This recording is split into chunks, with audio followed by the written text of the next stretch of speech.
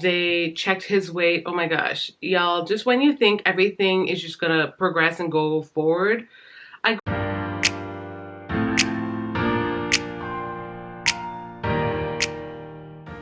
Hey friends, Sarah here. Welcome back to my channel. So precious.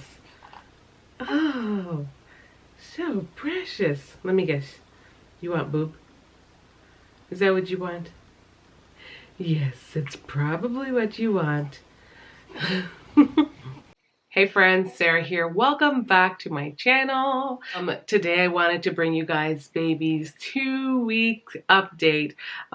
You guys saw him a little bit in the intro. He is on the boob at the current moment, so I will show you guys him as soon as he's done nursing, but I'm going to go ahead and kind of update you guys on some of the things that have been happening. You guys have seen him and I've touched base on some of the things, but I didn't go into details with all the things that we've actually endured, like him personally and just like the update on it now. So I'm just going to jump into it real quick. That way this video is not heck long. Can't believe he's already 2 weeks. He is already 2 weeks. 2 weeks has flown by, but I guess, you know, it's also because I'm recovering and stuff and it just went by fast. Baby boy is doing extremely well now. Upon his birth, when he was born, like I did say, he weighed 8 pounds 9 ounces, but he was diagnosed as having jaundice. So that said, we were hoping that he would just continue to gain weight as he was in the hospital, but it didn't happen. I mean, I guess the first 3 days they're expected to kind of lose a certain percentage of weight, and then they're expected to kind of, it's okay. And then they're expected to kind of start gaining it back shortly after. With him, it didn't happen like that. I ended up having to leave and then bring him to like a special like jaundice unit at the hospital. Or like it's basically that. It's basically a special unit that deals with jaundice for babies. So I did that, and for the first 2 visits, it was actually not good. He was still in the same place. It was like he has jaundice and it was pretty stable. It was high intermediate stable. If you understand what that means, is that it was high intermediate, but it wasn't a call for action as in to go underneath the lights, but it was stable in the sense that it wasn't just like getting super higher, if you know what I mean. So those first 2 visits were super disappointing, but at least for the second one, I was instructed by a lactation consultant to go ahead and start topping him up, whether or not I be using my breast milk or formula. Either way, it's my choice. For me, I definitely like to give breast milk if I can. I have loads of it. I've had a breast reduction and thought I wouldn't be able to nurse. Thought I wouldn't be able to breastfeed, and I've been able to breastfeed, and I'm still producing loads and loads of milk. So I wanted to go that route. Mind you, that route is exhausting. If you are a new mom, especially a new C-section mom, you already know about like lack of sleep, you're trying to heal, and just, you know, all the above. You're waking up at night still because you've got excess fluids that you have to pee out. Like, it's a lot. So that was a lot of work because it was topping. I had to top him up every feed. So what I used was my Haka. I'll insert a clip of it here, but what you do is just clip it onto your boob, and it just like milks your boob for you on the one that he's not nursing on, and the one that he's nursing on, you know, just, yeah. So I did that, and I was able to collect 1 to 2 ounces of milk any given day. Sometimes, yeah, it was like in between, maybe 1.5 most often. And I topped him up and he drank it. And over a 24 period, I was monitored. I got to bring him back and he gained 2.5 ounces, y'all. So that was amazing. So at that particular moment, I got discharged from the jaundice clinic, and they discharged us from the jaundice clinic, which was great, like in the sense that, okay, obviously we're doing something right, but it was still like, it was still nerve-wracking for me because last time with baby girl, when I brought her home, she wasn't formally diagnosed as having jaundice.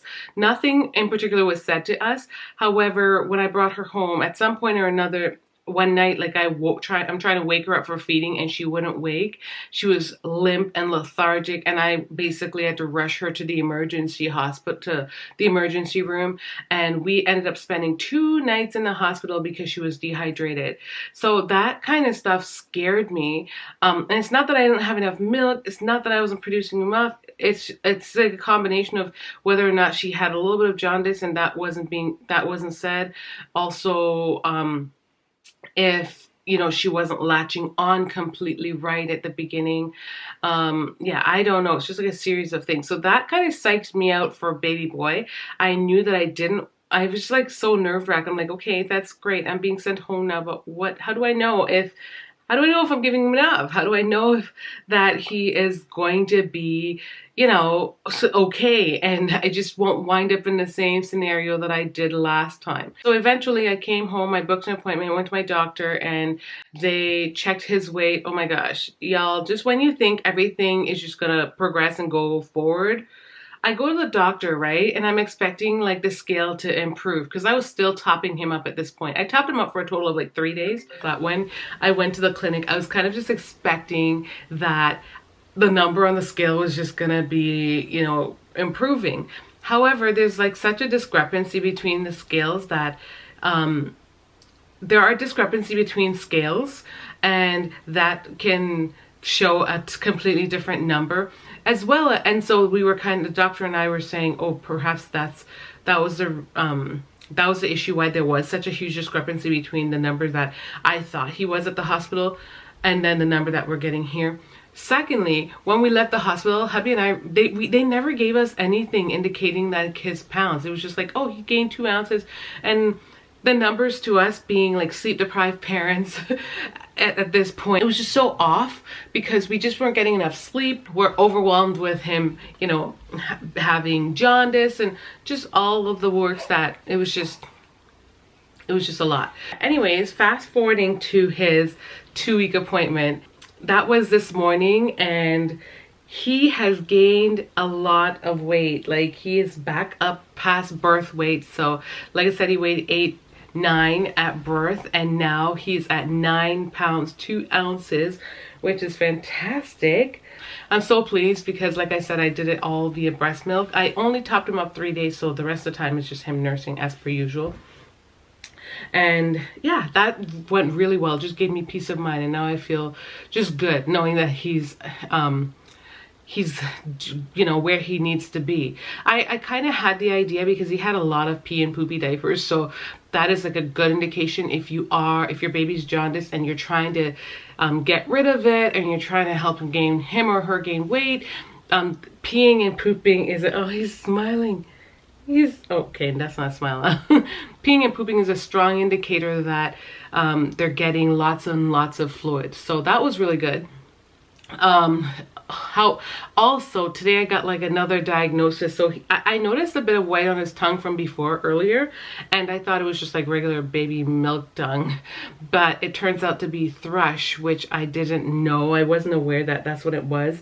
So I did get a prescription to take care of that today, to give him like oral medication. And then for me, I need to get over the counter like Canestin or things like Canestin is what I was told, to rub on my nipples after, was it after feeding? After each feeding, because I think from what I read, which my doctors didn't even tell me anything about it per se, it said that Canestin isn't like it shouldn't be it's not like equipped to be like ingested orally. So like if I'm going to use it, I have to make sure that I wipe my nipples off before each feeding. I'm just like, oh my gosh, just more work, but anything for this little man. But yeah, overall, he's doing really well. He's alert. He is smiling a lot in his sleep. He is making a lot of sounds as if he's trying to talk. Yes, I'm talking about you. I keep mentioning the peeing everywhere. I've not had a son. If you guys are new, I am a mom of 4 girls. This is my first son, so it's definitely something to get used to. I had no clue. This was like a whole different... There's like such a big difference between boys and girls. I knew and heard, but especially when it came to like peeing everywhere, I just didn't really know. And trust me, in the first few days of him just being here, it was like, okay, I've got the experience now. So, but overall, he's doing really well. Look, his hair is starting to grow in a little bit at the top. When he was born, the top, Babes and I were like, I told Babes, I was like, he looks like a little grandpa, because he legit had the balding cut, but it's starting to grow in. Your hair's starting to grow in, baby. Your hair's starting to grow in. I feel like he pees and poops so much that I'm constantly changing diapers. Lots and lots of diapers. Yeah, lots and lots of diapers for you. Oh, okay, I'm keeping that in. I'm not even taking that out. Are you gonna poop? So, yeah, guys, that accounts for my baby's 2-week update. He doesn't start getting his shots until 2 months, and then his next appointment is at 1 month. And so my doctor was asking if I wanted to see him before, or see her before Christmas, but I think we just like had agreed that it was okay to just see her after the new year for the 1 month. And then I'll be excited to see how much he weighs then.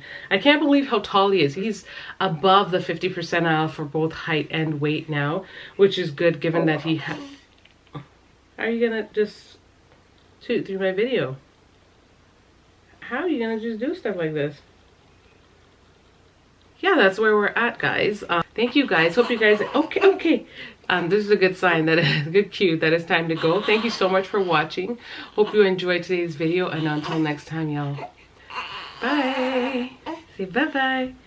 Bye-bye.